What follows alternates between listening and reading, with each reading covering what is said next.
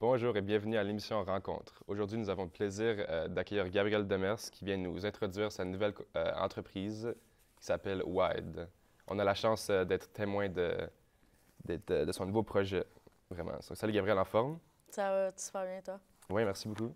Donc, il y a un matin, tu t'es réveillé puis tu étais intéressé à être entrepreneur. Donc, comment ça s'est passé? Donc, qu'est-ce qui est venu à ta tête? En fait, j'ai tout le temps voulu faire les choses à ma façon, là, Mhm. on va se le dire. Je suis pas. Genre, j'aime ça comme quand ça fonctionne comme moi je le fais. Puis, Ouais, ça me tentait pas de travailler pour quelqu'un ouais. qui, les revenus, ils reviennent à lui. Puis, tu sais, c'est comme. euh, que, tu sais, le profit, admettons, les grosses compagnies, les Mhm. chaînes de production, souvent, ils font ça pour le profit. Ouais, Puis je voulais plus faire ça pour amener une nouvelle vision, puis un nouveau côté artistique, OK. juste être là pour produire du contenu pour les autres, vraiment. Euh, OK. puis je me suis rendu compte que c'était juste la meilleure façon Parfait. Juste d'exploiter. travailler à ton propre compte, à ton propre temps. Parfait. Exactement. Ouais. OK, puis là, vous vous êtes lancé avec votre meilleure amie. Donc, pourquoi elle? Est-ce qu'elle a les mêmes intérêts, les mêmes buts? Ouais, ben, en fait, c'est qu'on se complémente beaucoup. On a un peu les mêmes forces sur certaines choses, mais aussi, on a justement pas les mêmes forces parfois. OK. Admettons, elle est beaucoup plus côté organisation, marketing, toute la gestion. Donc, vraiment deux Puis, extrêmes. Ouais. exactement. Puis, mais en même temps, elle a les mêmes passions. Fait qu'on peut vraiment comme. Tu sais, on a jumelé nos passions, puis on a jumelé, moi, mes faiblesses avec ses forces, puis le contraire. Hmm. Fait que vraiment, on permet de mieux gérer Parfait. l'entreprise. C'est un bon team, là. Puis en même temps, il y a la communication entre nous deux qui va super bien. Parce qu'on OK. Ça, on c'est est qu'il proches faut. depuis longtemps, ouais. C'est vraiment important, la communication, c'est sûr, là.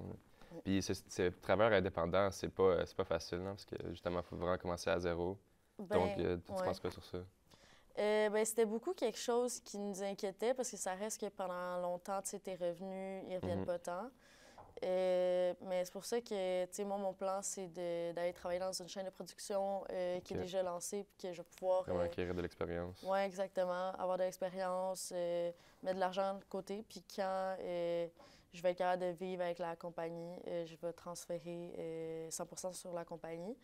Mais à travers son compte, il y a des désavantages, mais tu sais, on l'a vu avec le COVID, il y a bien du monde Mhm. qui ont rushé. Ouais. Mais je pense que avec le temps, l'expérience puis l'organisation, tout se fait, puis c'est possible Ouais, c'est vrai. de C'est s'en vrai. sortir. Donc, dans quel chemin voulez-vous aller avec Wide? C'est quoi les buts que vous avez avec Wide? On vise beaucoup d'aller dans le corpo, puis publicité, un peu d'aller vers des personnes à but non lucratif. Mhm. Euh, Marketing. Ouais. oui, exactement. Ouais. On vise beaucoup ça parce que c'est un des produits, en fait, c'est un chemin vers des produits qui sont pas tant en demande. Le contenu de marque est plus Mhm. est comme sous-estimé dans un C'est sens. vraiment un nouveau marché, ouais, c'est Oui, vrai. exactement.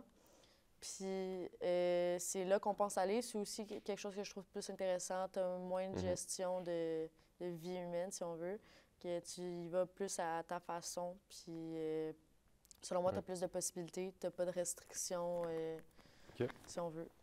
Parfait. Ouais, Donc, les plans futurs, c'est vraiment d'aller en corpo, puis exactement. travailler en marketing, des contrats freelance, vraiment. Exactement. OK, ouais, c'est ça. Parfait. Puis, ça fait combien de temps que vous avez commencé cette compagnie-là? Ça fait-tu longtemps? Ou...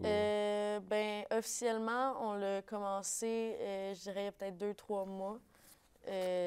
OK, Moi, je savais que ça faisait longtemps que je voulais ça fait partir longtemps. ça. C'est juste trouver quelqu'un avec qui tu t'entends bien, tu as une communication, qui a les mêmes Parfait. objectifs que toi. Les objectifs. OK, parfait. Ben, malheureusement, c'est tout le temps qu'on a aujourd'hui.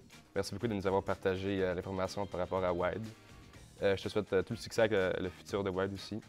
Puis au retour, on rencontre Gab Fournier qui parle de son golf.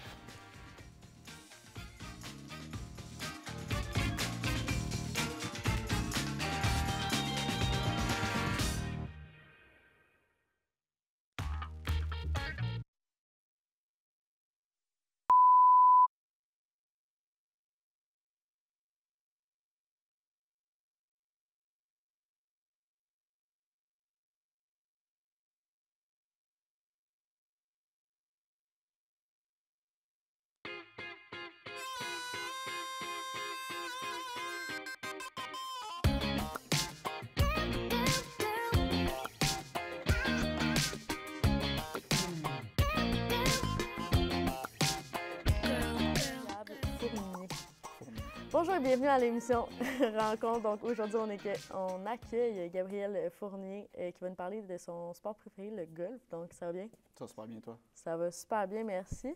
Tu peux-tu nous expliquer avant tout c'est quoi le golf? Pour ceux qui ne le savent pas, dans le fond, le golf, c'est un sport qui se pratique en plein air. Souvent, ça va être joué sur un course de 18 trous. Tu as besoin d'une balle et des clubs de golf. Puis après ça, c'est parti. Dans le fond, le but du jeu, c'est de finir la partie en moins de coups possible. Fait que le meilleur que tu es au golf, le moins de golf que tu vas jouer. OK. Ouais. Puis t'as expliqué ça en disant que c'est un sport, mais je sais qu'il y en a certains qui considèrent ça pas comme un sport. Pourquoi? Souvent, quand tu vas sur un terrain de golf, c'est principalement des personnes un peu plus âgées parce que c'est un sport assez de détente, si on veut. Tu vas avoir ta bière dans ton cart, puis tu vas te promener avec ta voiturette. Fait que c'est pas autant demandant physiquement parce que tu n'as pas besoin de le marcher nécessairement. Mais si tu veux que ça devienne vraiment un sport, le marché, c'est environ 10 km par terrain. OK, OK. Puis pourquoi tu aimes autant ce sport-là?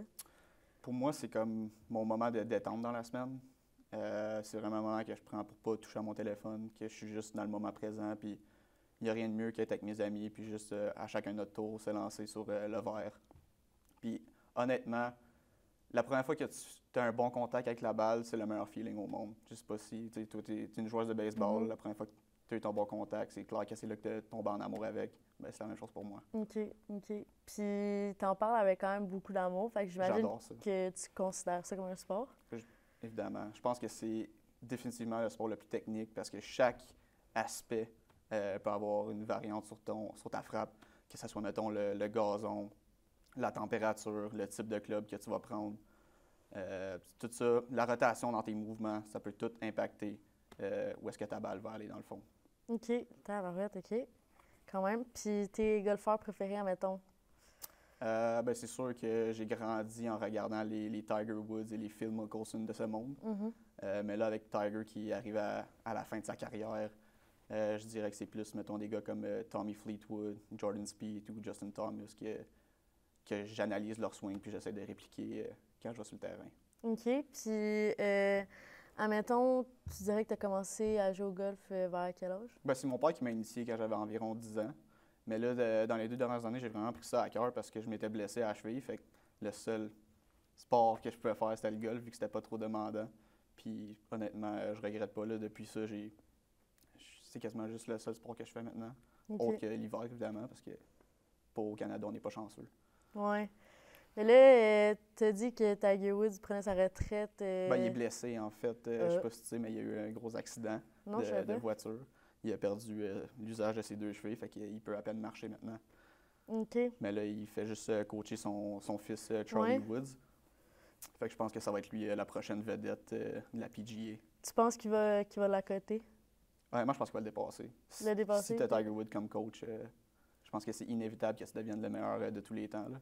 OK. Puis j'imagine, tu sais, lui a eu son père, j'imagine que tu as eu ton père comme coach. Ouais, mais maintenant, mon père, je le bats. Là. Évidemment, c'est rendu ça aussi dans la famille. Ouais. OK. Puis, admettons, genre une journée pour toi de golf parfaite, c'est quoi? J'aime ça me lever le matin. J'aime ça avoir la senteur du matin puis les views sur le terrain. Parce que, honnêtement, chaque terrain a vraiment des belles vues. Tu sais, c'est tout le temps en plein air, avec des belles montagnes puis des belles journées. OK. Ton terrain préféré, mettons? Dans la région, je pense que c'est le Sorcier. Le Sorcier, c'est où? Le Sorcier, c'est pas loin de la montée d'Alton. OK. C'est un des terrains les plus durs, mais c'est vraiment un terrain que plus tu joues, plus tu l'apprécies. That's it. Écoute, merci d'être venu. Merci à vous d'avoir écouté. On reçoit après la pause, Antoine qui va nous parler du vélo de montagne, son sport préféré. Donc, on continue dans cette ligne. Merci d'être venu. Passez une belle journée.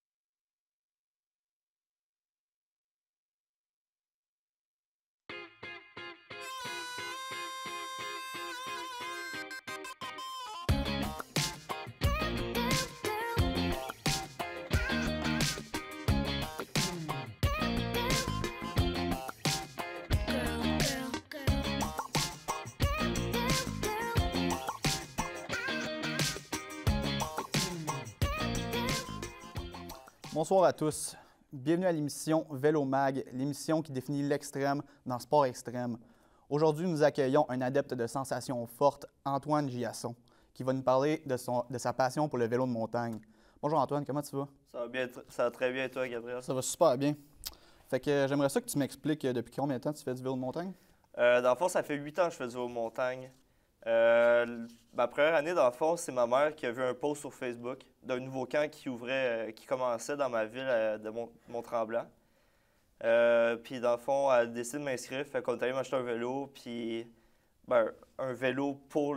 Un vrai de vrai. Ouais, un vrai vélo, dans le fond. Puis c'est ça, j'ai commencé là-bas, on était 6 la première année. 6 jeunes, c'était vraiment très peu. Puis avec les années, ça a pris de l'ampleur, ça s'est développé. Puis moi aussi, en étant dans le camp, j'ai monté les échelons. Puis à partir de cette année, dans le fond, j'étais coach. Fait que dans le fond, j'amène mon groupe d'une vingtaine de jeunes dans les sentiers pour plusieurs jours. Puis c'est vraiment une belle expérience. Vraiment une belle progression. Ouais, vraiment. Puis dans tout ça, c'est quoi que tu aimes le plus du vélo de montagne? Ce que j'aime le plus du vélo de montagne, ça serait tout ce qui est jump. OK. Tout ce qui est vraiment les sauts, l'adrénaline, prendre le maximum de hauteur, le maximum de vitesse. Ça, c'est vraiment ce que j'aime le plus. Ouais, c'est ça. C'est ça qui te fait triper, c'est ça qui fait pomper le cœur. Vraiment. As-tu déjà voyagé pour faire du vélo de montagne? Oui. Oui, j'ai déjà voyagé. Mon premier gros voyage de vélo de montagne, ça a été en Colombie-Britannique, il y a 3 ans avec mon père. Wow. Dans le fond, sur un coup de tête, on s'est décidé, on prend notre van. On avait une grosse van aménagée, dans le fond. Puis on a fait, let's go, on la prend, puis on s'en va au BC. Insane. Fait que là, moi, j'en ai profité pour apporter mon vélo. Puis j'allais rouler, je me trouvais des amis là-bas, puis c'est ça. Puis là, je suis retourné à chaque année. Là. Cette année, j'ai même apporté un ami avec moi, puis on a fait le road trip au complet. Oh, ça, c'est insane. Ouais. Puis après tout ça, as-tu déjà fait des compétitions de vélo de montagne? Oui, j'en ai déjà fait. J'en fais encore présentement, en fond. J'ai commencé la compétition en faisant du cross-country. C'est comme une discipline dans le vélo de montagne. Que ça consiste, dans le fond, il y a un départ de masse, puis après ça, tu as un parcours d'environ une quinzaine de kilomètres que tu fais en boucle. Fait que généralement, pour ma catégorie à moi, tu le fais environ 4 fois le parcours. Fait que ça fait que tu peux faire le calcul, 4 fois une quinzaine de kilomètres. Bonne distance, là. Ça fait une bonne distance. Puis pour gagner, il faut que tu arrives le premier. Évidemment. Mais là, moi, j'aimais plus trop ça, fait que je me suis recentré sur l'enduro, que ça s'appelle. OK. Fait que dans le fond, c'est encore un départ de masse, mais c'est pas une course. Tu montes la montagne, puis c'est à partir du top que là, tu pars un à la fois, puis que là, tu es chronométré, puis tu arrives le plus vite en bas. Fait que dans le fond, on calcule juste la partie dans la descente. C'est la descente qui compte. Ouais, OK. c'est ça. Fait que beaucoup plus d'adrénaline, beaucoup plus de vitesse, mais c'est sûr, il y a plus de danger qui vient avec. Ouais. Insane. Penses-tu encore faire du vélo de montagne jusqu'à 40 ans si la santé te le permet, évidemment? Certainement, oui. Comme je t'ai parlé tantôt, le camp de vélo, je suis vraiment impliqué dedans. J'aimerais vraiment ça, être capable de le tenir. Dans le fond, le propriétaire est un de mes bons amis, puis il y aurait peut-être des bons plans qui me lèguent le camp plus tard. Fait que j'aimerais vraiment entretenir la communauté de vélo de montagne dans mon coin. Puis ça va toujours rester ma passion. Mental. Ouais. Fait que, puis aujourd'hui, c'est quoi ton vélo? Dans le fond, mon vélo de montagne que j'ai présentement, c'est un vélo d'enduro. Fait que les suspensions sont plus longues OK. pour être capable d'amortir des plus gros chocs. Fait que dans le fond, ça va juste être beaucoup mieux. Malheureusement, c'est tout le temps qu'on a pour aujourd'hui. Mais restez avec nous parce qu'après la pause, on a Gab Hill qui va venir nous parler de son style western.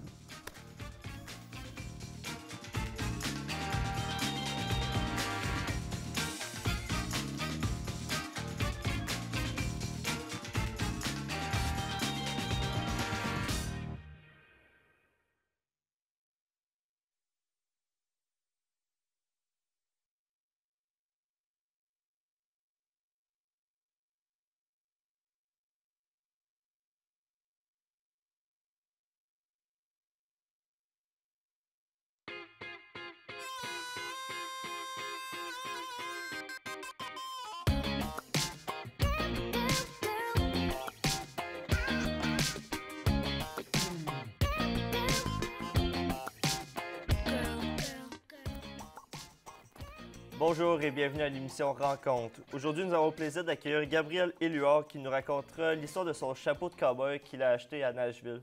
Bonjour Gabriel, vous allez bien? Salut, oui, toi? Très bien, merci. Dans le fond, je vais commencer avec la première question. OK. C'est quoi que ce chapeau de cow-boy-là te représente exactement? C'est sûr que ça représente le voyage que j'ai fait aux États, mais vraiment, ça représente plus, à mon avis, la famille, le thème de la famille, parce que genre, c'est le seul temps, quand on part dans nos voyages de motorisés, qu'on peut se voir tout ensemble, parce qu'on a tout notre propre horaire, tu sais.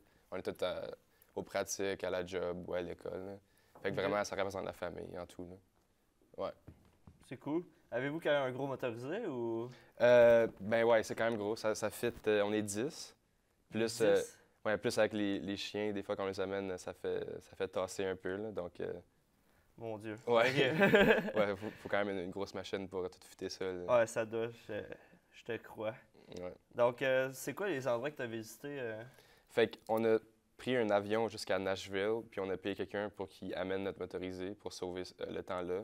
Puis après Nashville, on a descendu à Memphis. Puis après, on est allé en Louisiane, on a fait Bâton Rouge.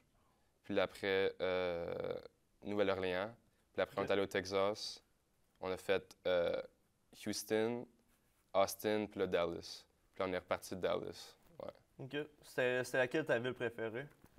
Que j'ai préféré, j'ai beaucoup aimé le Memphis parce que genre la musique là-bas, c'est vraiment comme la musique à aller voir. C'est là que la musique de blues a commencé.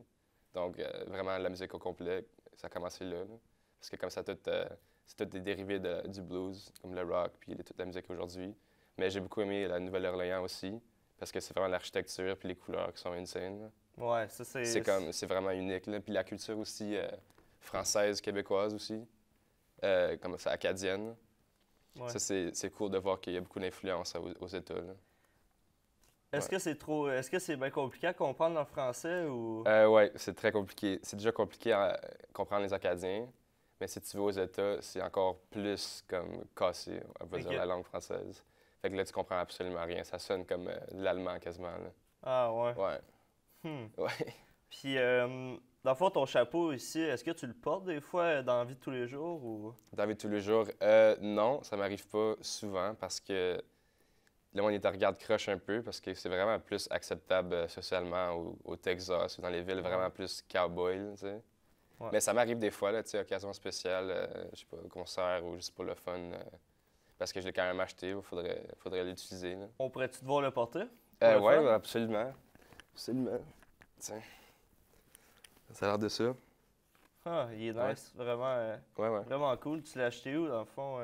C'était vraiment un petit magasin western Spécialisé dans les chapeaux, puis il faisait les bottes aussi, comme il fait à main, puis il peut te le saisir puis tout pour que ça fasse parfait pour toi, là, ouais. OK, cool. Ça vaut-tu bien cher, ça? Ou... Non, j'ai acheté ça à quoi, 40 pièces US. OK. Ouais, c'est bon pour Ça- son prix, là, tu sais, c'est un beau souvenir, quand Ça se fait bien. même. Ouais. Puis sinon, tu penses retourner dans le sud prochainement? Ouais, je retournerai en Nouvelle-Orléans, je pense, pour une semaine. Une semaine en boys, là, je pense que ça serait vraiment le fun, Ok. là. Parce que la vie le soir, c'est fou, là. C'est Ouais, il comme la paraît meilleure que vie. ça brasse C'est pas mal. toujours pacté, c'est toujours pacté. C'est sûr qu'il faut éviter les French Quarters parce que il y a trop de choses intéressantes qui se passent, là.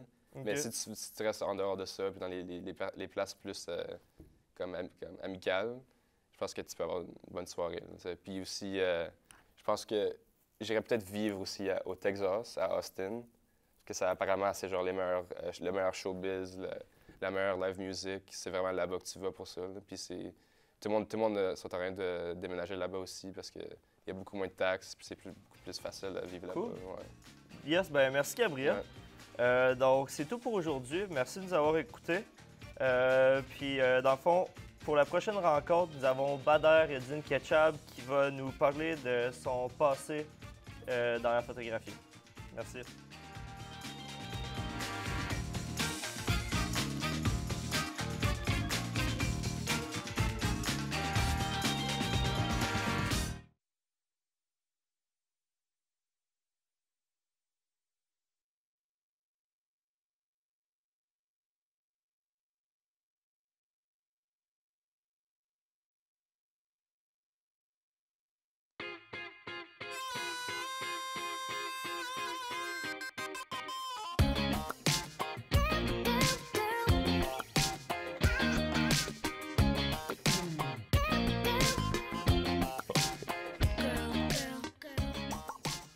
Bonsoir et bienvenue à l'émission Rencontre. Aujourd'hui, nous avons le plaisir d'accueillir Badel qui nous racontera son histoire avec la photographie, les bonnes expériences ainsi que les mauvaises, son cheminement et sa motivation. On a finalement les réponses à son sujet. Donc, Badel, comment ça va? Ça va bien et toi? Oui, merci beaucoup. Ben, merci. Donc, vous avez tombé en amour avec la photographie. Mais raconte-moi exactement, c'était quand que cette journée-là où vous avez tombé en amour? Ok, mon histoire avec la photo remonte vraiment au secondaire. Secondaire, OK. Ouais, quand j'avais 13 ans, 14 ans. Avec l'achat de mon premier appareil numérique, je me rappelle bien, c'était une Polaroid. Polaroid, OK. Ah, C'est là. ouais, comme ton chapeau, là. Ouais, c'était Ah ouais. une film caméra. Mhm. Et j'ai pris des belles photos. Et depuis ce temps-là, j'étais comme impressionné Tu es vraiment mon impressionné par travail. Ouais. capter les Ouais. images. Surtout, puis- mon premier portrait, c'était à ma grand-mère. C'était OK. insane. C'était... c'est beau, c'est beau. Donc, c'est vraiment depuis le secondaire que tu es tombé en amour. Ouais, ouais. Donc, vraiment, ça Puis fait mon un bout. enfance, on peut dire. OK, c'est bon.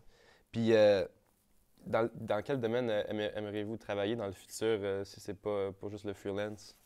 OK. Premièrement, je suis un artiste. Tu es un artiste? Ouais. OK. Je peux faire tout. Je peux essayer de travailler dans tous les domaines artistiques, dans l'art visuel, cinéma, télévision, photographie et Ok, donc tout ça, comme un passe-partout.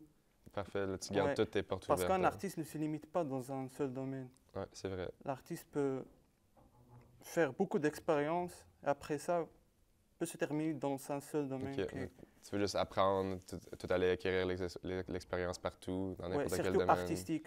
Artistique, Ouais. OK, artiste, ouais. OK, parfait, c'est intéressant. Oui, merci. Puis,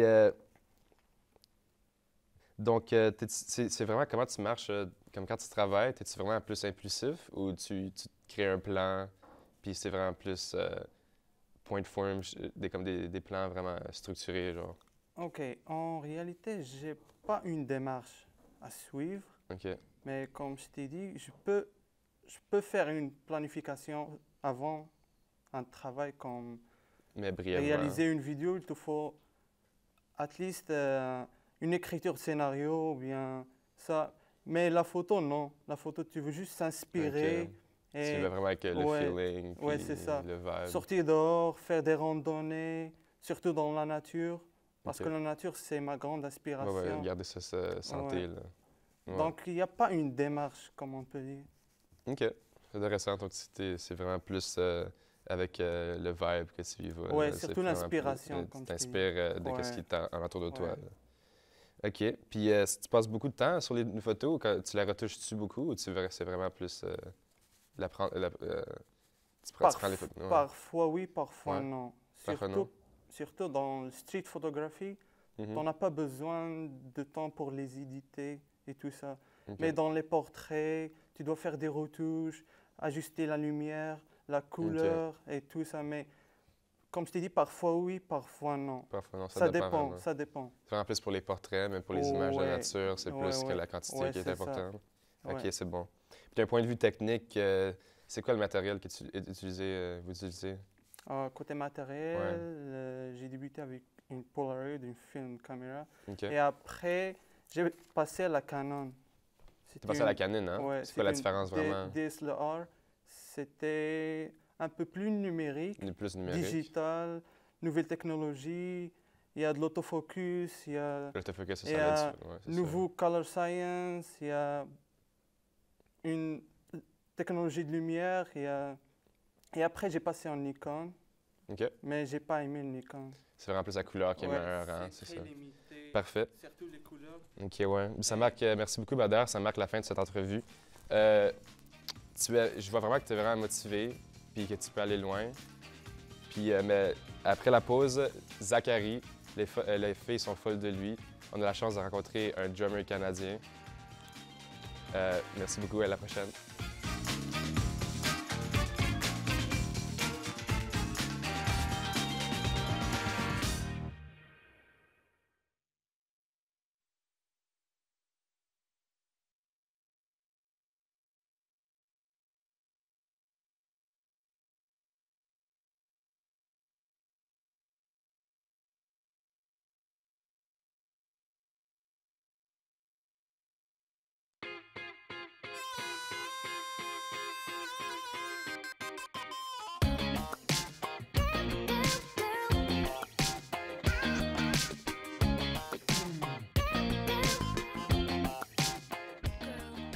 Bonjour, aujourd'hui nous avons le plaisir d'accueillir Zachary qui va nous parler de sa passion de jouer de la batterie.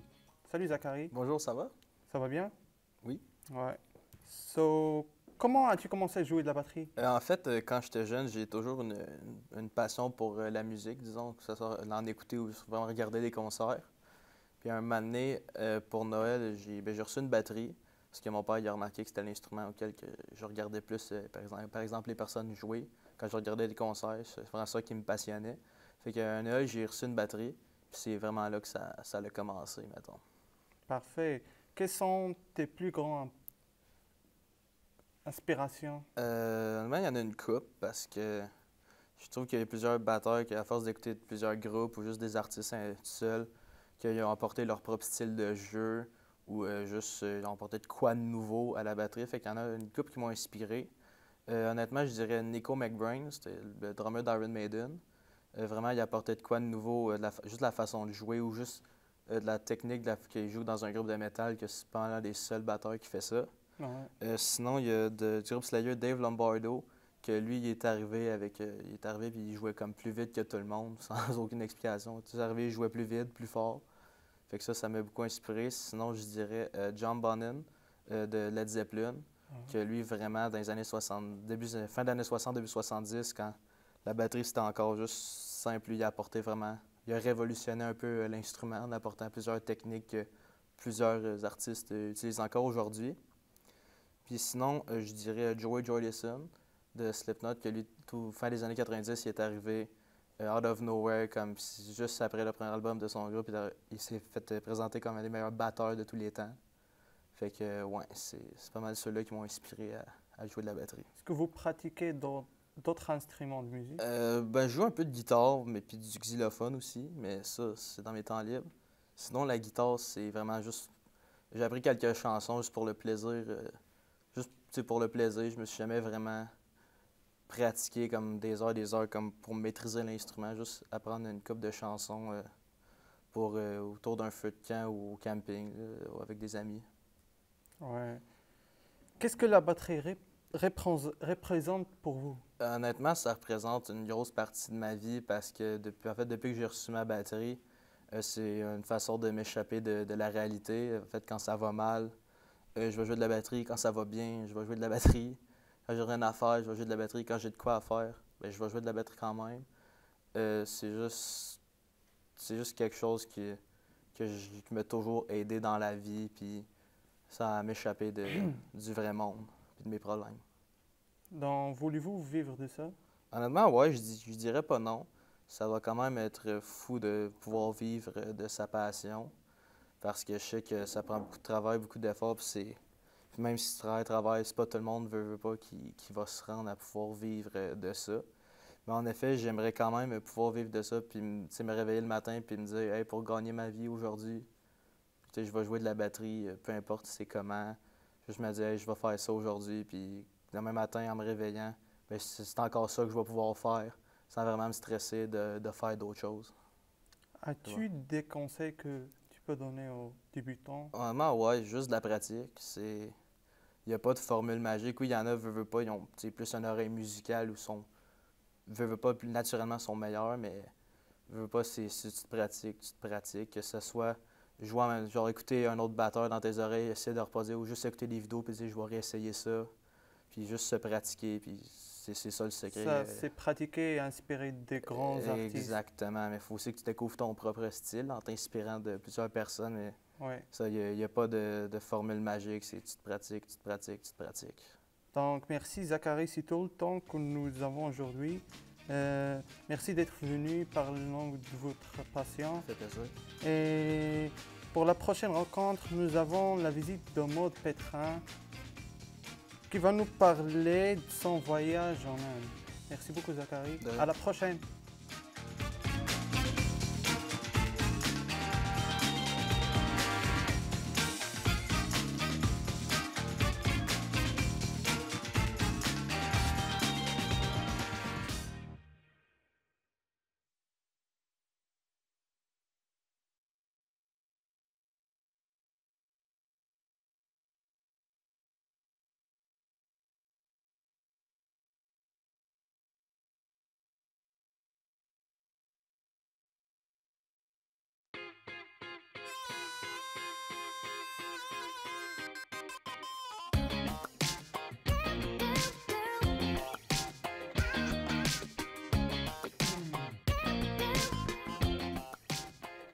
Bonjour, chers téléspectateurs. Bienvenue à l'émission Rencontre. Ce soir, nous avons l'immense honneur de recevoir Mademoiselle Maude Pétrin.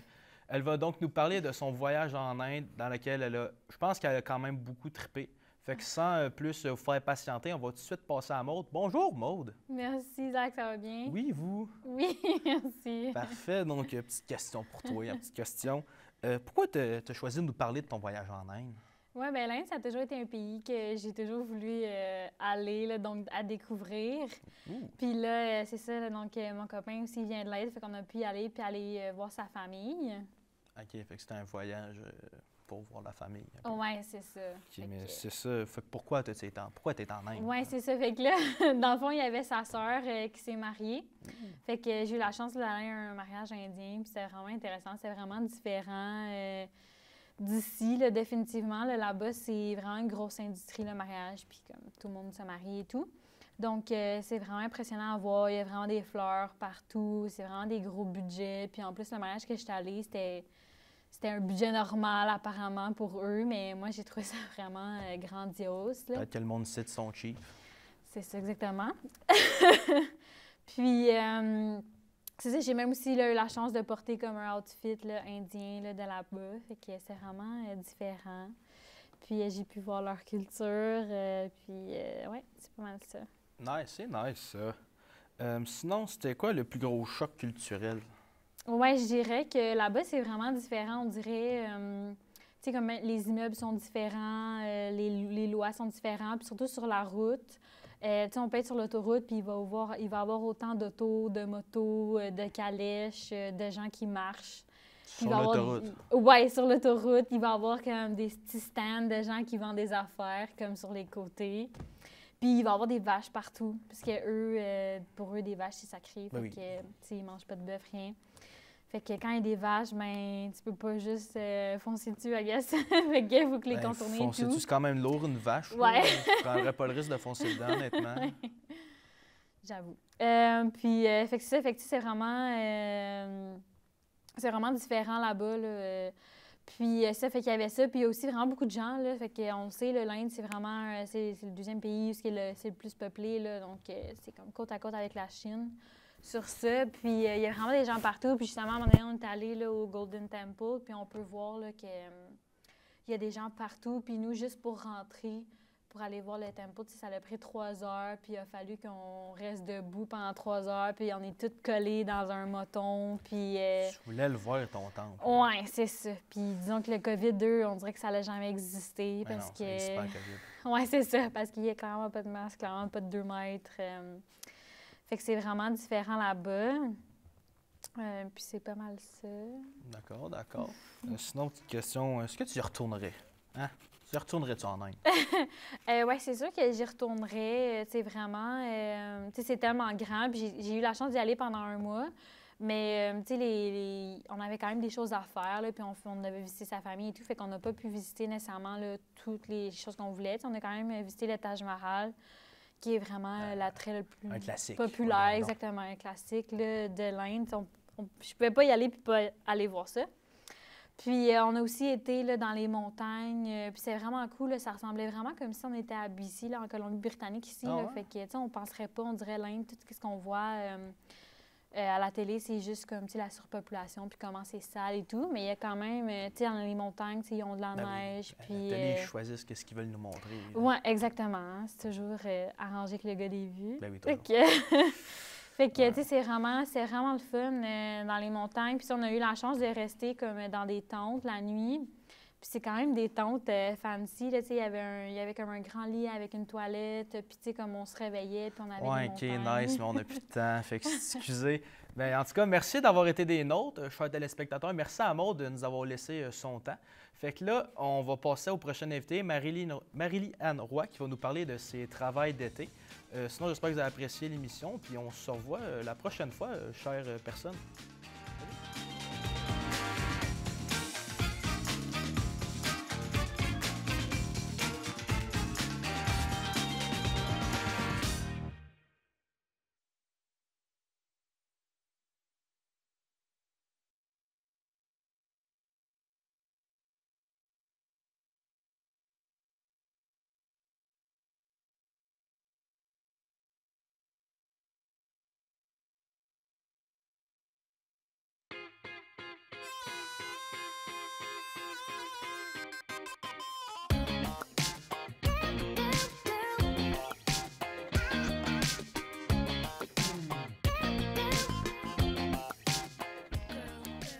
Bonjour et bienvenue à l'émission Rencontre. Je suis votre animatrice, Maude Pétrin. Puis aujourd'hui, j'ai l'honneur d'avoir Marie-Anne Roy dans nos studios qui va nous parler de son été. Donc, Marie, comment ça va? Ça va bien, toi? Oui, ça va bien, merci. OK, on va tout de suite commencer.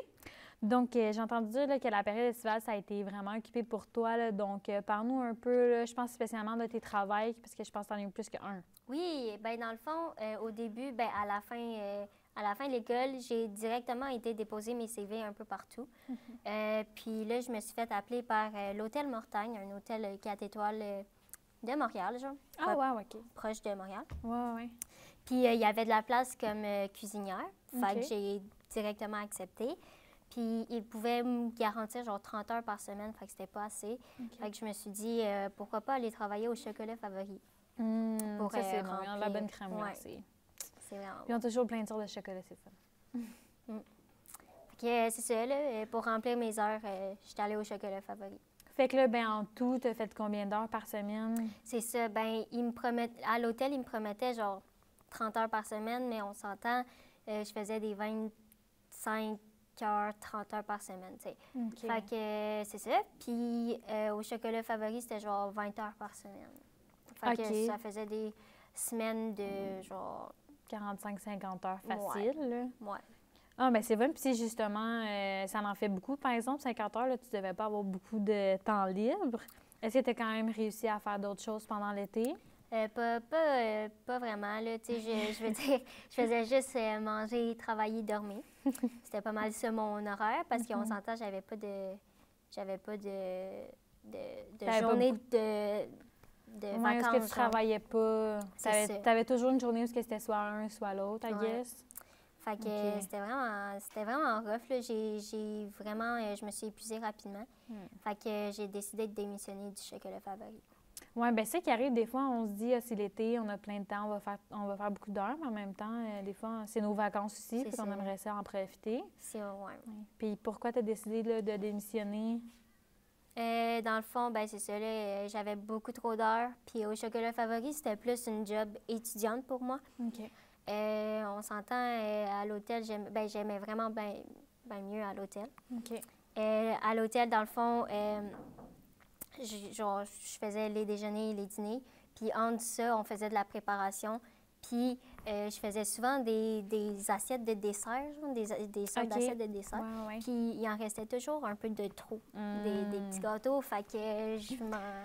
Toujours bien. Fait que tu avais plus de bénéfices. Exactement, de la bouffe gratuite. Le monde il était vraiment nice. Fait que... Ah, c'est le fun. Puis c'était quoi les repas? Est-ce que c'est des repas assez fancy vu que c'est un hôtel comme 4 étoiles? Oui, quand même. Ben, tu sais, on considérait pas ça comme de la haute gastronomie. Mais, tu sais, on faisait des belles présentations puis tout. C'était cute. Fait que c'était quand même... Puis est-ce qu'ils t'ont donné comme une formation ou est-ce que non. J'ai juste vraiment embarqué dans la cuisine. Puis... OK. Puis ils t'ont juste comme montré les recettes? Oui, pas mal. Les assiettes à monter puis quoi faire. Oui. Puis I guess que des fois, dans ce genre de choses-là, il n'y a pas nécessairement beaucoup de choix de plats. Fait que c'est peut-être un peu plus facile de les apprendre par cœur. Non, c'est ça. Il y avait comme peut-être 3, 4, 5 plats principaux par menu, mettons. OK, bon, mais ça se fait bien.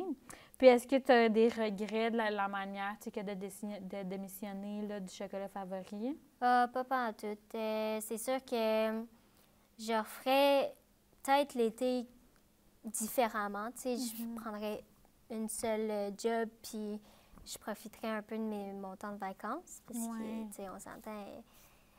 C'est ça. Comme depuis le début, là, de juste prendre... un emploi, puis de juste continuer avec cet emploi-là, puis au moins, ben, tu sais, si des fois tu peux faire des activités, là, justement. Avoir le temps. Ça change de faire ça. C'est ça. Ah, ben c'est le fun. Ben, merci beaucoup, Marie-Lie, de nous avoir parlé de ton été. Là. Donc, nous, malheureusement, c'est tout le temps qu'on a. Donc, vous, à la maison, ne restez pas trop loin parce que la semaine prochaine, on va avoir là, justement Nicolas Saint-Pierre qui va nous parler de son podcast. Pourquoi? Merci, puis bonne journée.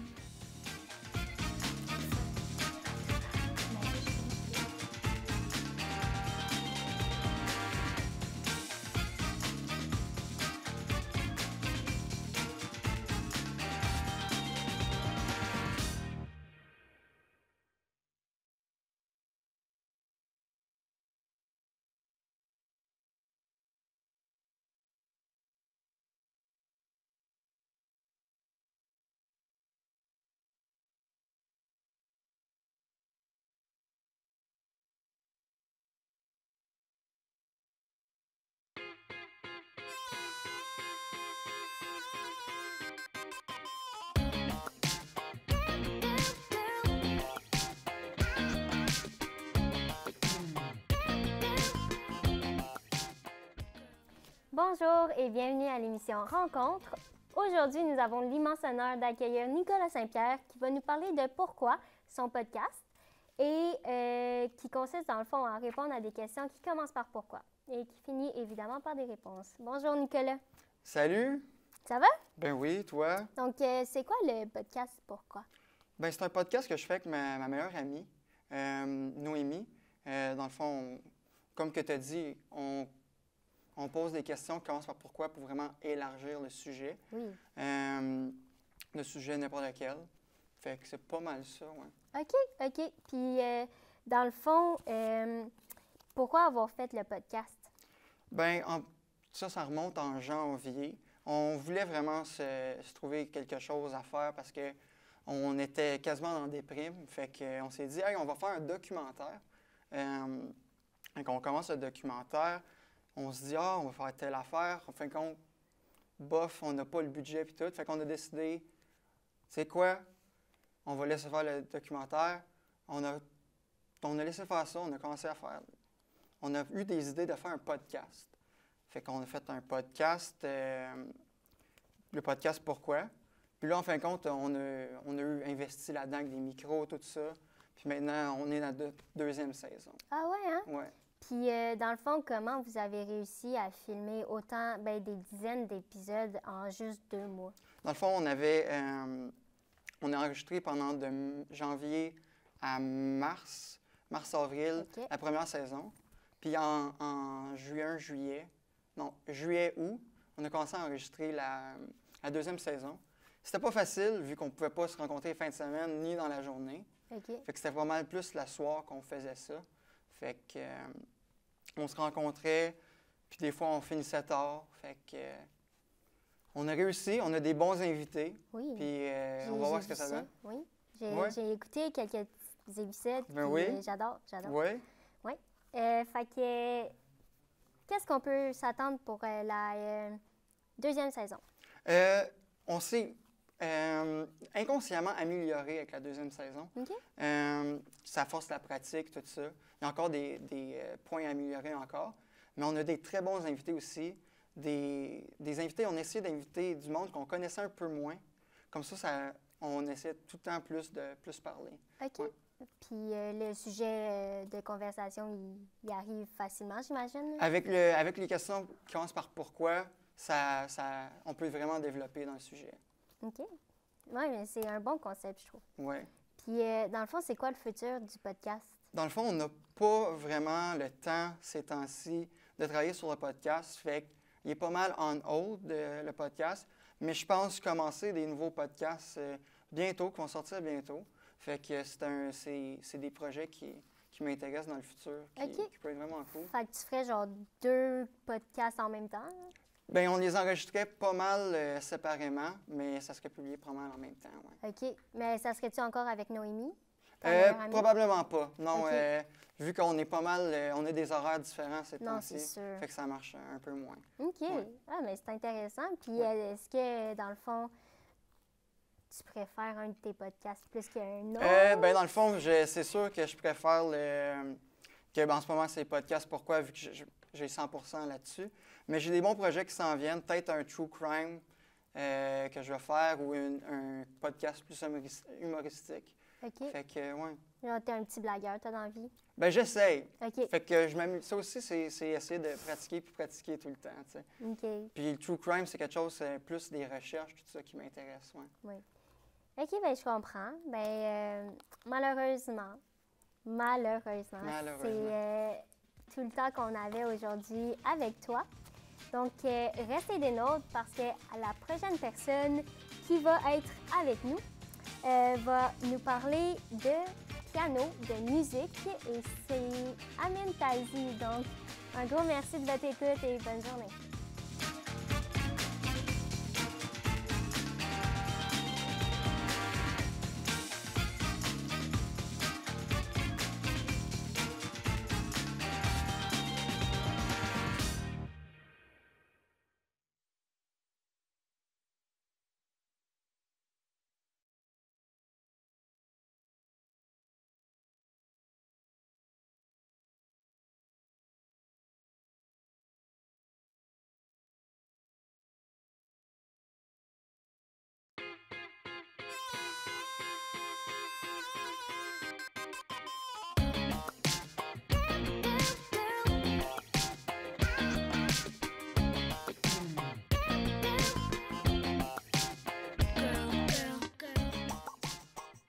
Bonjour et bienvenue à une émission qui vous garde sur le rythme, le beat, la musique. Une émission nommée Le temps d'une mesure. Aujourd'hui, on reçoit un musicien, Amine Tazi, originaire de partout dans le monde, voyager. Bonjour Amine, tu vas nous parler de la musique aujourd'hui. Oui, bonjour Nicolas. Quel instrument que tu joues? Ben, moi, je joue comme depuis très jeune. J'ai commencé à l'âge de 7 ans par du piano que j'en fais, donc ça doit faire 13 ans maintenant. Puis à l'âge de 10 ans, j'ai commencé la guitare. Ensuite, vers 14 ans, je crois, je me suis intéressé au violon. Et puis un peu après, le ukulélé, puis je touche un peu à de la batterie. Donc j'aime bien toucher un peu à tous les instruments, mais je dirais que ce que je maîtrise, c'est le piano et la guitare. Pas mal versatile. Oui. C'est quoi ton parcours musical? Ben, mon parcours musical, comme j'ai dit, j'ai commencé à l'âge de 7 ans. C'était dans un petit conservatoire. C'est là où on apprend les manières comme le solfège, les bases vraiment de ce qui compose une musique. Là, on apprend à lire une partition, à écrire des partitions. Puis après, un peu après, je suis rentré dans une école russe qui est réputée vraiment pour être très sévère et j'ai pas trop aimé. Et c'est après ça que je suis parti voir un professeur qui venait me voir personnellement chez moi. Et puis on faisait des cours à domicile avec ma sœur et lui. C'était un professeur très sympa, il s'appelle Ruben et il est péruvien. Et c'est-à-dire que c'est ça, c'était comme vraiment un amusement dans l'apprentissage.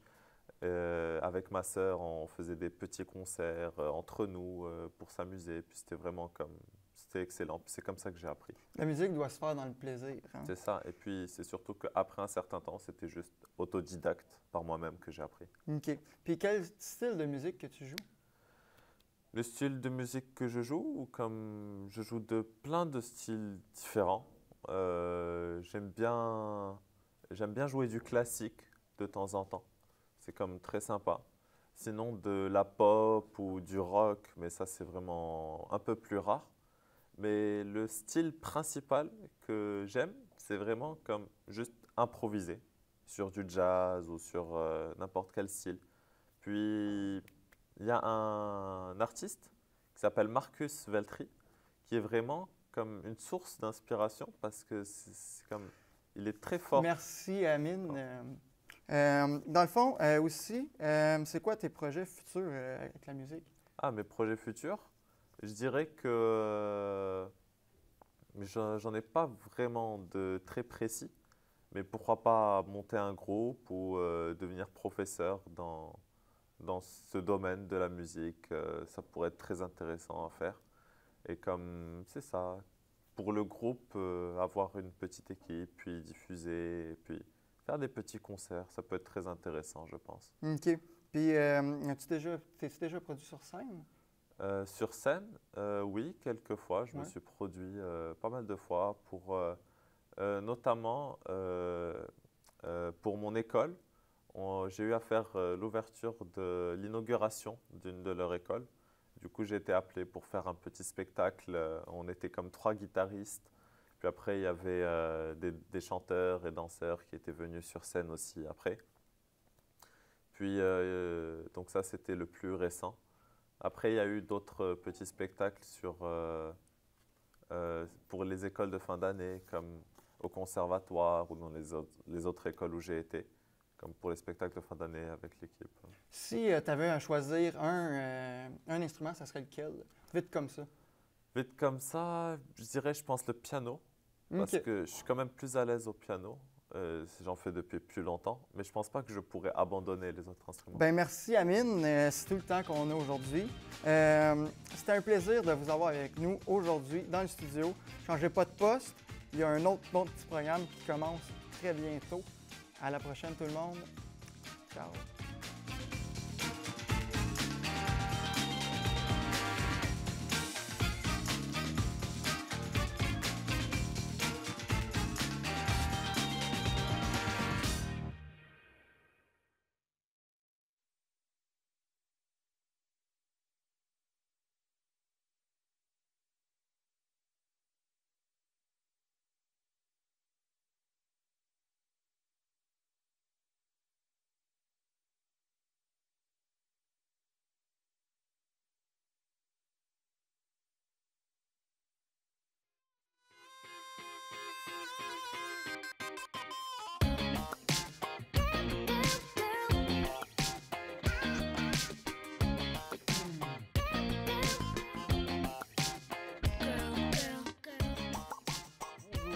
bienvenue à l'émission Rencontre, l'émission où nous apprenons à découvrir les expériences de chacun. Je suis Amine Tazi et je serai votre animateur du jour. Aujourd'hui, nous avons le plaisir d'accueillir Nodi qui va nous parler de son expérience à propos de son voyage raté. Pour en savoir plus, restez avec nous. Bonjour Nodi, comment vas-tu? Ça va bien, merci Amine. Alors, dis-nous, à quelle destination est-ce que tu voulais voyager? Bon, j'allais partir au grand pays d'Afrique centrale, disons deuxième grand pays d'Afrique, le pays du colon belge, et qui est présentement présidé par M. Félix Antoine Tshisekedi, qui est la République démocratique du Congo. La République démocratique du Congo. Et pourquoi avoir voulu voyager en pleine pandémie? Bon, c'est vrai qu'on avait des restrictions et beaucoup de choses en pleine pandémie, mais j'avais une urgence familiale. Et d'abord, il y a une de mes tantes, elle s'est fait couper le doigt, mais qui a suscité beaucoup de membres de famille de venir en aide. Et aussi, ça faisait très longtemps que je n'ai pas mis mon pied au pays, des raisons politiques, des raisons beaucoup à cause du régime qui était présent. Les ressortissants du pays ne pourraient pas retourner à cause que si vous étiez attaché au système, vous pouvez avoir des complications de retourner. C'est là mais le problème de la famille qui a fait que je devrais retourner voir ma tante. Mais malheureusement, je n'ai pas pu me rendre là-bas avec la pandémie, avec le sortie du passeport ou toute chose qui a fait que j'ai raté. Ok, mais c'est ça, pourquoi avoir raté ce voyage finalement? Bon, comme je disais, je fais la demande avec l'immigration, les traitements étaient retardés, beaucoup de choses. Et j'appelais partout, j'ai essayé d'appeler les ambassades d'ici. C'était difficile à rejoindre les gens. Et les bureaux de traitement qui est à Gatineau Hall, ils ne savaient pas les délais parce que beaucoup de gens, le bureau était fermé, c'était en télétravail. Ils n'avaient pas beaucoup de personnel et c'était un peu compliqué. Mais ce qui était là, on devait juste s'arranger avec d'abord la famille, comment prendre soin de la tante. Il y a les autres qui s'occupaient du côté médical. Moi, je m'occupais par exemple du côté payer les loyers, payer à manger ou toutes ces choses-là, comme je n'ai pas pu me présenter en personne. Et les charges principales Mais on a partagé en famille avec les autres personnes qui sont en dehors du pays. Par exemple, j'ai une tante qui est aux États-Unis, les autres qui sont en Europe, mais on a essayé de partager les tâches. D'accord, oui, je comprends mieux. Et du coup, quelle était comme la première raison de ce voyage? Bon, la première raison, comme j'ai dit, c'était visite de la tante, mais aussi, faisait très longtemps, je devais voir aussi des amis.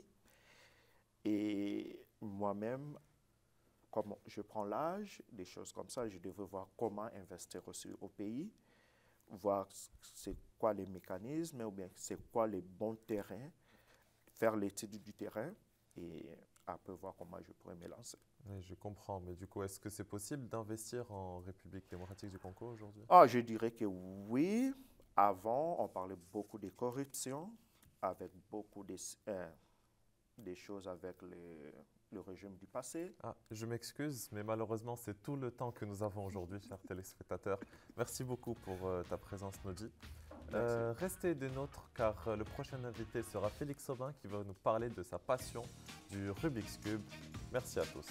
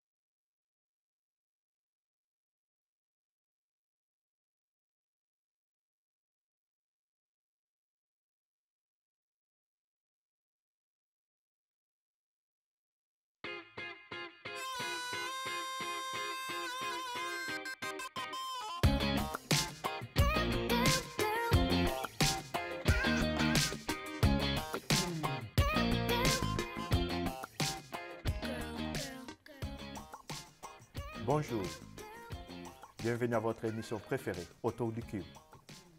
Une journée très spéciale, car aujourd'hui nous recevons pour vous M. Félix, un spécialiste à ce jeu. Je ne sais pas si vous avez hâte comme moi, parce que j'aime bien apprendre. Il nous parlera de secrets comment devenir un bon joueur. Bonjour M. Félix. Bonjour, ça va bien? Ça va bien, merci. Dites-moi d'abord, comment as-tu commencé à jouer ce jeu? Alors, c'est une histoire assez simple. J'ai été voir mon père à Montréal parce que ça fait longtemps que je ne l'avais pas vu. Puis quand je suis allé le voir, il a décidé tout simplement de se mettre, lui, au cube Rubik. Donc, il a été dans un Renaud Bré, une petite boutique du coin, puis il a acheté un cube. Au début, je faisais juste le regarder. Puis ça lui a pris, je pense, environ, en regardant des tutos sur YouTube, un bon un jour pour réussir à le résoudre la première fois. Fait que ça m'a donné envie. Puis j'ai été dans la même boutique, j'ai été m'en acheter un aussi. Puis j'étais plutôt content puisque au bout d'une heure, en regardant le même tuto, j'ai réussi à le résoudre. Fait que, ouais. Est-ce qu'on pourrait résumer que vous êtes initié par votre père ou bien comment avez-vous progressé dans ces Bien, comment j'ai progressé, en fait, ce qui est arrivé, c'est que au début, je savais le résoudre en une heure, mais c'était en regardant tout le temps la vidéo puis en suivant les étapes exactes. Alors, j'ai dû apprendre à savoir les algorithmes par cœur sans regarder la vidéo. Et ce que j'ai fait, moi, je suis très visuel, donc ce que j'ai fait, je me suis fait une petite feuille de notes où j'ai mis plein d'algorithmes pour savoir comment le résoudre, peu importe comment il est défait. Parce qu'en fait, il y a plusieurs façons de le résoudre selon la façon dont il est défait. Et avec cette petite feuille de notes de là, tout en travaillant les jours, bien évidemment, le soir, quand je rentrais, je pense au bout de 2 jours ou un truc comme ça, je réussissais à le résoudre par cœur environ quand même longtemps, en 6 minutes, 7 minutes. Après ça, en progressant petit à petit, avec le cube qui est juste ici, j'ai réussi à le résoudre en 2 minutes. Fait que j'étais plutôt content. Puis au bout de 2 minutes, quand j'étais rendu à 2 minutes, j'étais comme bon, je vais arrêter un petit peu. Fait que toute la fin du mois d'août, j'ai arrêté. Puis récemment, je me suis acheté un nouveau cube, donc le cube juste sur le côté ici, qui est un cube de compétition en fait. Puis je m'y suis remis. Au début, j'étais un peu rouillé. Puis au final, j'ai réussi à atteindre 1 minute 23. Fait que je suis très content. Ensuite, mon but, c'est d'aller en bas d'1 minute. Mais autant passer de 15 minutes à 2 minutes, c'est une chose. Mais passer de, mettons, 1 minute à 30 secondes ou 1 minute et demie à 1 minute, c'est beaucoup plus dur. Fait que plus on descend, plus c'est dur. Oh. Je me rappelle, moi, j'ai essayé celui qui est en haut. Oui. Plusieurs fois, je n'ai pas pu. Le 2 par 2, oui. Par le fils à nos parrains, les gens qui nous ont parrainés pour le mariage, jamais. Mais le petit, il le fait comme ça. Il le fait super vite. En parlant de ça, est-ce qu'avez-vous les gens dans ce domaine que vous prenez comme des modèles, que vous appréciez? J'en ai un précisément qui s'appelle Félix Zemdeg. En fait, c'est vraiment un speedcuber, on appelle ça comme ça dans la communauté, qui a réussi à battre environ plus de 120 records du monde, ce qui est vraiment énorme. Je te le dis tout de suite, c'est pas lui qui a le record du monde actuel. Le record du monde, c'est Yu Chengdu avec 3 secondes 47. Mais ce que j'aime de Félix, c'est qu'en fait, c'est un des seuls à être constant dans le cube Rubik. C'est le seul à avoir gagné une WCA, donc une compétition de cube Rubik officielle, plus d'une fois, donc 2 fois. Et c'est fou parce qu'être constant dans ce domaine-là, c'est très dur parce que souvent, tu te fais rattraper par du nouveau monde, la nouvelle vague. Alors, c'est pour ça que si j'aurais une personne que j'admire, c'est vraiment Félix Zemdeg. Et s'il faut recommander le gens, est-ce qu'avez-vous le gens à recommander? Par exemple, quelqu'un comme moi. Ben oui, par exemple, à toi, je te le recommanderais à plein de monde, en fait. Parce que de nos jours, c'est beaucoup plus facile qu'avant parce qu'on a plein de tutos sur YouTube super simples qu'on peut regarder. Donc, honnêtement, tu peux, si tu es vraiment concentré, en regardant un tuto sur YouTube, en 1 heure, 1 heure et demie, là, tu peux y arriver facilement, selon moi. Donc, c'est pas les outils qui manquent, si je peux dire ça. Un petit historique de ce jeu ici? Oui, bien, le cube, à la base, c'est un cube en bois qui a été créé par Erno Rubik, d'Urubik, qui est en fait un professeur. Il a fait ça pour améliorer les capacités de ses élèves. Merci beaucoup. Malheureusement, c'est tout le temps qu'on avait. Merci pour vous qui nous ont donné votre temps de suivre cette émission. Et nous sommes ravis. Et au prochain numéro, nous recevons pour vous mademoiselle Audrey qui va nous parler de ses vacances ou de ses activités d'été. Merci beaucoup.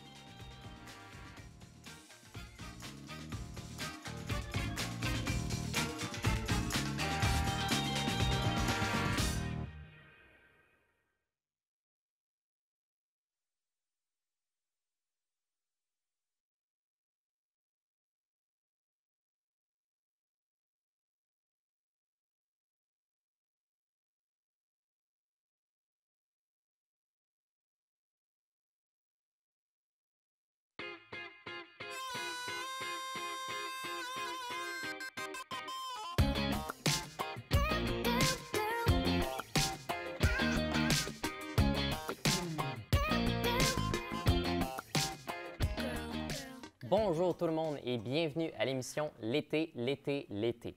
Aujourd'hui, j'ai le plaisir d'accueillir dans nos studios Audrey Boulris qui va venir nous parler de toutes les merveilleuses activités qu'elle a pu faire pendant cet été. Alors, j'ai super hâte d'entendre ça. Comment ça va, Audrey? Ça va bien, toi? Ça va super bien. Alors, pour commencer en douceur, là, comment s'est passé ton été? En fait, mon été s'est quand même bien passé. C'est sûr que j'ai essayé de me reposer comme tout le monde, vraiment décrocher de l'école. J'ai quand même beaucoup travaillé. Je travaillais dans une boulangerie, fait que je travaillais vraiment 40 heures semaine là-bas. J'étais tout le temps là. Mais j'ai vraiment essayé aussi de me dire, quand quelqu'un me proposait quelque chose, de dire oui. Comme ça, je pouvais dire que j'avais pas juste travaillé cet été, mais fait d'autres activités. Fait que c'est ça. C'est sûr, c'est important de s'amuser. Exactement. Vraiment. Puis, c'est quoi les activités que tu as pu faire? En fait, j'ai fait plusieurs choses. J'ai vu ma famille et mes amis quand même assez souvent. On a fait des petites soirées ici et là. J'étais allée voir des feux d'artifice au grand feu du casino avec ma mère puis une de mes amies. On est allé la dernière soirée puis c'était vraiment super beau. Ensuite, je suis allée voir aussi des spectacles qu'on avait pas eu le temps d'aller voir à cause de la pandémie qui avait été vraiment repoussée. Fait que j'étais allée voir justement ma chanteuse préférée, Charlotte Cardin. C'était vraiment le fun, c'est un bon spectacle. Aussi, j'étais allée dans un chalet d'une de mes anciennes collègues, puis j'ai fait aussi du rafting. Un été chargé. Oui, vraiment. Puis justement, c'est quoi l'activité préférée de toutes ces activités-là? Puis pourquoi d'ailleurs? Mon activité préférée, c'était vraiment le rafting. C'était tellement le fun. On a été là une demi-journée. Puis à chaque été, mon ancien travail, en fait, essaye de faire une activité un peu pour faire du team building, si on veut. Puis cette année, ça a tombé que c'était le rafting. Fait qu'on est allé une demi-journée en après-midi. On a passé environ 2 heures sur l'eau. Puis ensuite, on avait un repas. Puis tu es accompagné d'un guide qui, lui, il connaît super bien la rivière. Fait qu'il t'avertit s'il y a des obstacles, comme surtout des roches. Il t'avertit comment réagir, quoi faire. Puis, dans le fond, c'est ça, c'était super le fun. Nous, cette journée-là, il faisait pas super beau. Il y avait de la pluie, il faisait super froid. Mais tout de même, on a été chanceux parce que sur l'eau, ça a quand même été une belle journée. Parce que, justement, on n'a pas eu de pluie toutes les 2 heures qu'on était sur l'eau. Puis l'eau était extrêmement chaude, ce qui est comme surprenant. Nous, on avait froid, mais l'eau était chaude, fait que si on tombait, on était vraiment correct. Cool. Puis si tu pourrais expliquer en détail qu'est-ce que c'est le rafting pour, mettons, les gens qui ne connaîtraient pas? Dans le fond, le rafting, c'est que tu descends des coins de rivière, si on veut, avec des rapides. Nous, c'était la rivière Rouge. Puis, dans le fond, tu es dans un gros bateau pneumatique. Tu as une veste de sauvetage, un casque, des pagaies. Puis, dans le fond, tu fais juste pagayer pour te rendre au rapide. Quand tu arrives, tu essaies vraiment de surfer la vague. C'est sûr, c'est une activité puis un sport qui est très physique. Surtout le haut du corps parce que, comme, faut que tu pagaies. Tu y vas comme ça avec tes bras. Mais c'est ça, dans le fond, c'est descendre une rivière dans les rapides puis de voir qu'est-ce qui arrive. Est-ce qu'on peut considérer ça comme un sport extrême? Ou... Oui, c'est vraiment c'est un sport extrême là, quand même. Il y a des risques que tu tombes à l'eau, le bateau chavire, il faut que tu rembarques. Fait que, ouais. Mais ça a l'air le fun. Tu me donnes envie d'aller en faire. Puis, est-ce que c'est la première fois que tu en faisais ou tu en avais fait avant? T'étais-tu une habituée? Non, c'était vraiment c'était la première fois que je faisais ça. Dans le fond, j'ai même failli pas y aller parce que j'avais super peur. J'avais peur de tomber à l'eau. Puis moi, je déteste comme les lacs, les rivières, les trucs comme ça. Mais je me suis dit, on y va. Puis c'était une super bonne expérience pour moi. C'est super sécuritaire là, pour les gens qui ont peur. Le guide, il dit si tu tombes, comment te placer pour pas que tu te fasses mal. Fait que c'est... C'est sûr, c'est sûr. Bien, merci beaucoup, Audrey. Tu me donnes envie d'aller faire du rafting, faire plein d'activités extrêmes. De votre côté, restez des nôtres, puisque au retour, on reçoit Nathaniel Buisson qui va venir nous parler de son voyage aux States. Donc, vous ne voulez pas manquer ça. Salut!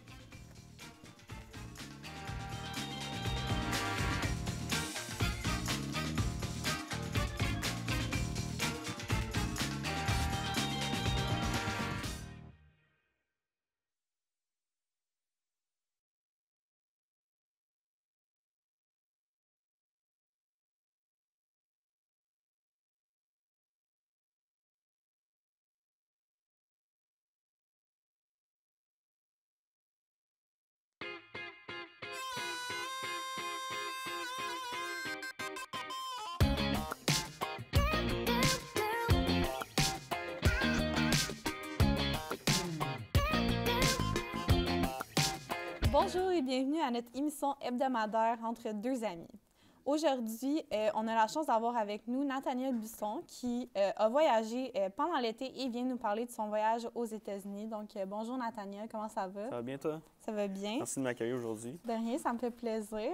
Donc, on va enchaîner tout de suite avec la première question. Donc, depuis les restrictions de la COVID-19 qui se sont allégées, il y en a plusieurs qui ont voyagé. Donc, c'est ton cas? Oui, bien, j'étais allé, c'est ça. J'ai fait 2 voyages cet été. J'étais allé une fois une semaine en Jamaïque, en avion, parce que c'est loin. Ouais. Puis après ça, le deuxième voyage, je suis parti 2 semaines en road trip aux États. OK. Puis c'est ça, c'était vraiment le fun. On Oui. a fait beaucoup d'activités. Puis c'est ça, là. Cool, c'est intéressant. Comment qui se sont déroulés tes voyages? Puis c'est quoi exactement les endroits que tu as visités? Bien, en fait, on est allé aux États-Unis, on est parti de Gatineau. On est allé à Atlanta, en Géorgie. On a passé 3 jours là. Après ça, on est allé à Sainte-Augustine, en Floride. C'est l'une des villes les plus vieilles des États-Unis. On est resté là une semaine, puis on a fini par New York un autre 3 jours. Mais c'est ça. Fait qu'à Atlanta, on a visité beaucoup d'endroits, là. C'était vraiment le fun. Oui, je suis sûre que Oui. c'était vraiment le fun. Puis, T'as-tu autre chose à rajouter, non? ben c'est ça, parce qu'Atlanta, dans le fond, c'est la ville du cinéma, à part comme, tu sais, Los Angeles, Albuquerque, mais à Atlanta, il y a des gros studios de films Hollywood. Fait qu'on a visité une couple de places comme ça, des lieux de tournage de séries, puis des choses comme ça. OK, cool. Donc, tu as visité quand même plusieurs grandes villes des États-Unis. C'était quoi ton endroit qui est préféré? Atlanta, parce qu'on a visité les lieux de tournage de Stranger Things, mon émission préférée. Genre, j'ai même le tatou, là. OK, cool. Je suis pas juif, c'est juste vraiment Stranger Things. Puis, c'est ça, on a visité les lieux de tournage, comme le... Je sais pas si tu l'avais écouté, Stranger Things, mais comme Hawkins... Non, j'ai pas encore écouté, malheureusement. Mais je suis sûre que c'est une belle émission. Oui, on a visité le Hawkins Lab, ben, plein d'endroits là, extérieurs. On n'a pas pu aller dans les studios ou à l'intérieur des places, parce que souvent, c'est des endroits abandonnés, puis il faut faire attention, là. Mais tu sais, il y avait plein de touristes qui venaient prendre des photos, puis tout, là, c'était vraiment cool. Puis sinon, Sainte-Augustine, c'était vraiment cool ici, parce que c'est la semaine qu'on pouvait relaxer. Puis il y a plein de monuments là-bas, super vieux, comme la plus vieille prison des États-Unis. Il y avait des tournées comme ça, là, des vieux endroits, mais... New York aussi, c'était le fun, mais on était un peu tannés à la fin, parce qu'on avait fait comme 45 heures de route, là, en tout, fait que... Ouais. OK, cool. Est-ce que, à part les photos des bâtiments de Stranger Things, est-ce que tu as pris d'autres photos? Ou, Oui. Ben, Atlanta, c'était pas mal centré sur ça, là. Atlanta, c'est une ville un peu plate si tu vas pas visiter ça, là. Honnêtement, il n'y a pas grand-chose à faire. Il y avait le Coca-Cola Musée. OK. Ça, c'était cool. Il y avait... c'est ça, à Sainte-Augustine, j'ai pris des belles photos de la plage. À New York, j'ai pris des photos du building le plus haut des États-Unis qui a remplacé les 2 tours jumelles. Ils l'ont construit comme monument. Puis à New York, on a aussi visité le musée du 9/11. Ça, c'était difficile à aller là. Oui, ça a dû être super émotif de voir ça. Ça a dû comme être une bonne expérience magique, là, surtout à New York. Est-ce que tu as quand même aimé ça? Parce que c'est quand même une des villes les plus connues au monde. Là. Mais c'est ça, il y a vraiment beaucoup de monde à New York. Là, surtout à Manhattan. Là, nous autres, on avait un Airbnb au New Jersey, l'autre bord. Puis là, on prenait le bus, puis on arrivait à la station d'autobus, puis genre, il y avait tellement de monde. Il fallait que je tienne la main à ma blonde tout le temps, parce que sinon, genre, tu te perds, là. Il y a trop de monde. Ouais. C'est vraiment fou. Malheureusement, c'est tout le temps qu'on avait aujourd'hui. Merci, Nathaniel. C'était vraiment intéressant, merci ton voyage. Tu as eu beaucoup de plaisir. Soyez des nôtres la semaine prochaine. On reçoit Gabriel Fournier. À la prochaine.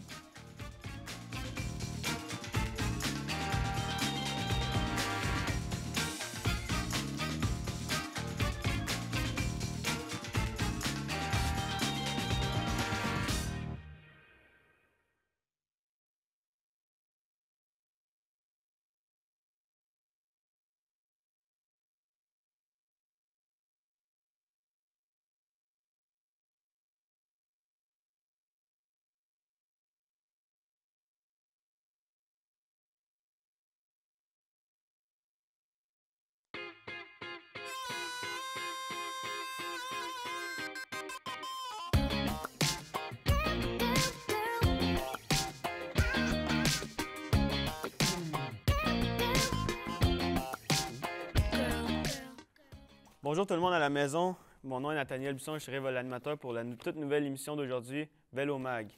Donc, j'espère que vous allez bien. En tout cas, on est ici aujourd'hui avec Antoine Giasson qui va venir nous parler de son expérience en tant que cycliste et rider de vélo.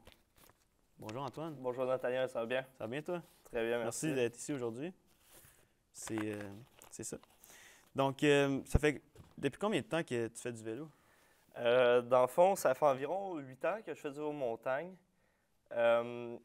J'ai commencé vélo montagne, dans le fond, ma mère a vu une annonce sur Facebook d'un nouveau club de vélo qui commençait à Mont-Tremblant. Puis elle a décidé que ça pourrait être une bonne idée de m'inscrire vu que j'aimais déjà beaucoup tout ce qui est sport extrême, puis ce qui procure de l'adrénaline. Donc, on m'a inscrit à ce camp-là. La première année, on était 6 jeunes. Puis ensuite, avec les années, le camp de vélo a grandi. Puis j'ai monté les échelons dans le fond. Puis là, en ce moment, je suis rendu coach pour le camp. Fait que dans le fond, on fait des camps de vélo plusieurs fois dans l'été. J'ai un groupe d'environ une vingtaine de jeunes que j'amène dans les sentiers.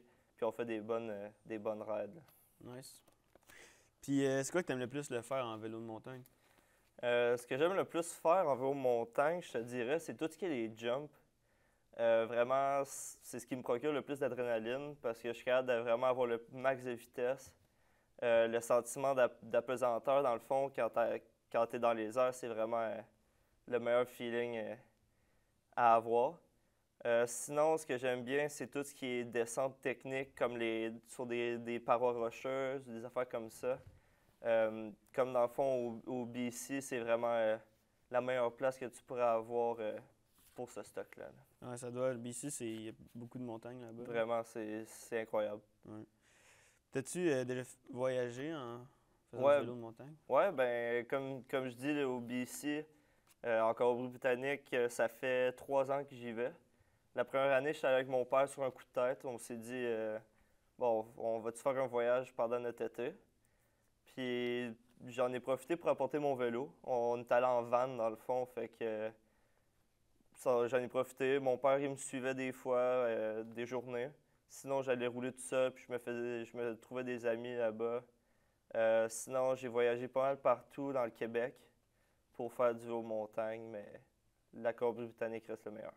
Tabarouette, c'est loin, Colombie-Britannique en char? C'est un bon 3 jours de route. Ouais. J'imagine que vous changez comme de conducteur. Ouais, c'est ça. Ouais, exact. Puis, dans le fond, ben, ça paraît que tu es vraiment passionné du vélo, puis c'est nice.